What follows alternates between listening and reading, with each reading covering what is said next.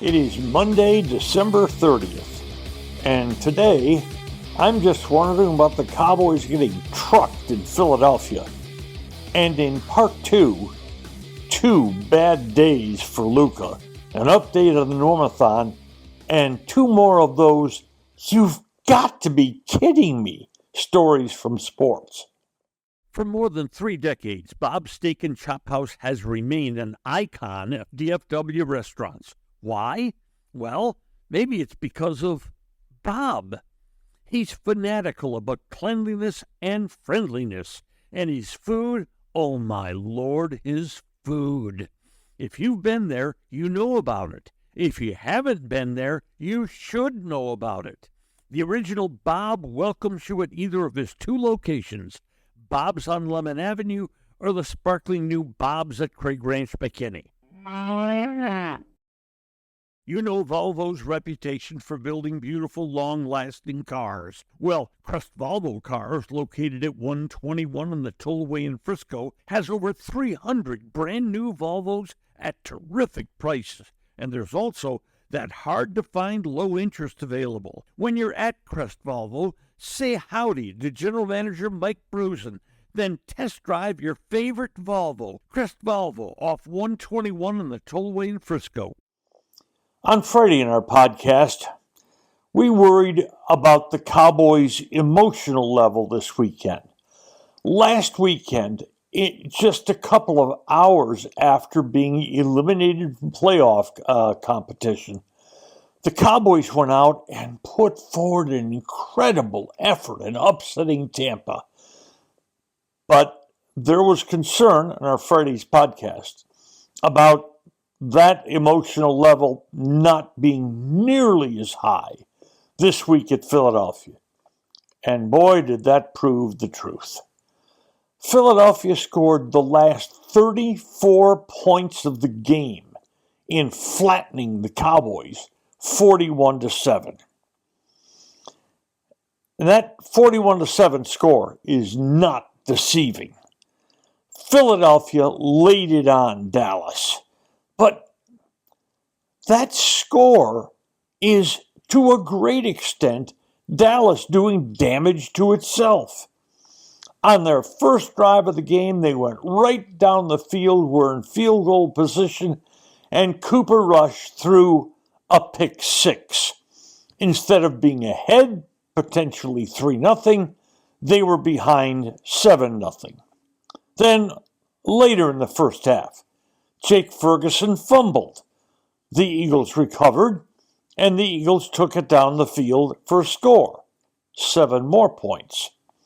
And in the last minute, Rush made an unbelievably bad decision to throw just a chocolate eclair lob down the middle of the field where 3 defenders were around Brandon Cooks. The interception didn't look like it would do much harm, except 2 plays later, Philadelphia had scored another 7. So in the first half, at halftime, Dallas trailed 24-7, but their mistakes may have cost them, probably did cost them, 24 points. At that point, the game was over. Down 34-7, Dallas switched from trying to score a lot of points, which they probably weren't going to do anyway, to getting running back Rico Dowdle to 1,000 yards in the season, which they did.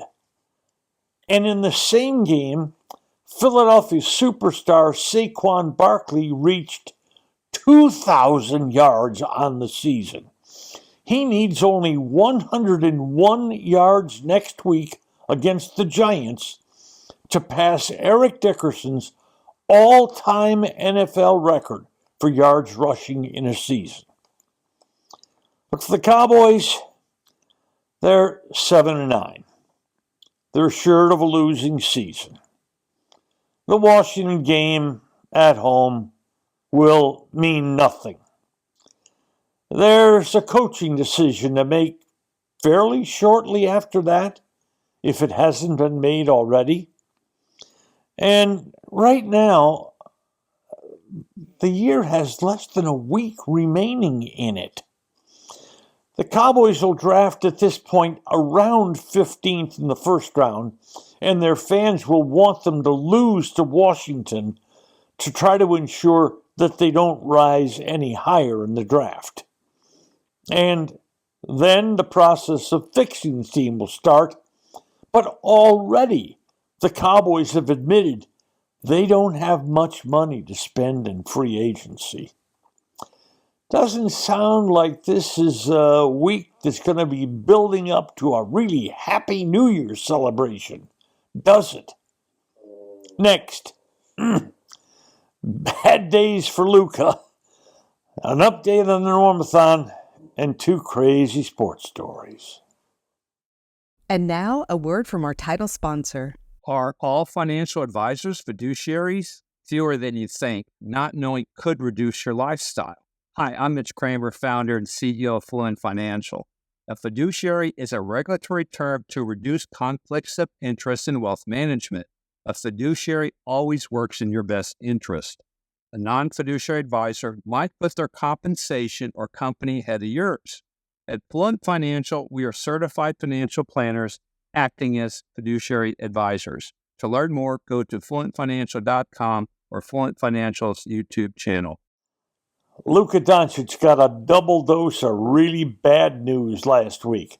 First, he suffered yet another calf strain, this one pretty serious. It's the third significant calf strain of Luca's career, and this one might keep him out a month or maybe even more.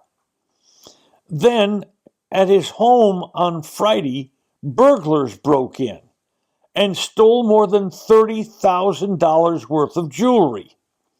This is the latest in a long line of such break-ins around the country, with the thieves targeting well-known athletes and or celebrities, actors, musicians, things like that. Police suspect this is a very well-prepared group of South American thieves. They use surveillance equipment, drones, and other very sophisticated technology. Actor Keanu Reeves had an expensive watch stolen from him, and it turned up in Chile. Leagues are warning athletes to take precautions to make sure their homes are secure. They also had published that warning well before last week, but it didn't stop the thieves from breaking into Luca's place. On Friday, we told you the results of our day-long, in fact, month-long, Normathon, which benefits the Austin Street Center for the Homeless in Dallas. We said that our 3 weeks or so effort had resulted in $440,000 in cash being raised. What I didn't know when I recorded that episode was that an anonymous donor had contributed $50,000 to the Normathon. And by the way, since then, a couple more donors have come forward. So we raised more than $490,000 for Austin Street, and that brings our 10-year total of Normathons raised for Austin Street in cash only to just past $10 million. And finally, two bizarre stories that could only happen in the world of sports.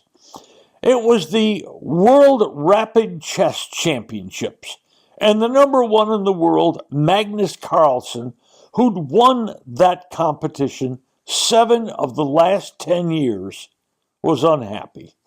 He wasn't playing very well. He probably wasn't going to defend his championship. But then the International Chess Federation told him he had to change out of his genes. They warned him. They issued a $200 fine. Carlsen, who was probably pretty hacked off at how poorly he was playing, said the standoff became, quote, a matter of principle. And he said, I haven't appealed. Honestly, I'm too old at this point to care too much. If this is what they want to do, nobody wants to back down. If this is where we are, that's fine by me. I'll probably head off to somewhere where the weather is a bit nicer than here, and that's it. And he left. Jeans? You can't wear jeans while playing chess? Can we talk? And finally, the struggling Sacramento Kings fired coach Mike Brown. He was in his third year, less than halfway through the season. They fired him on Saturday. The Kings were in the midst of a 5-game losing streak. By the way, all 5 games lost at home. But how did they fire Mike Brown? They called him on the phone as he was headed to the airport for the flight with his team to Los Angeles.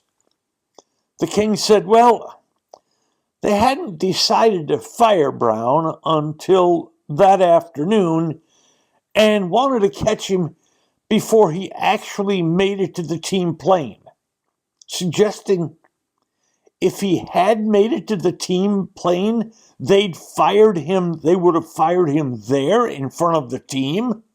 Hey, that's pretty classy. Today's episode brought to you by Fluent Financial. Retire sooner, better lifestyle. And by Crest Cars. There's good, there's better, and then there's Crest. And by Bob's Steak and Chop House. Thanks for listening to today's episode of Just Wondering with Norm Hitzges. If you enjoyed what you heard, please hit follow, and a fresh new episode will be delivered to you every Monday, Wednesday, and Friday. And if you know someone who might enjoy our work, please share it with them. I'm Norm Hitzges, and I'm always just wondering about something. And I'm Mary Hitchkus, and I'm just wondering too.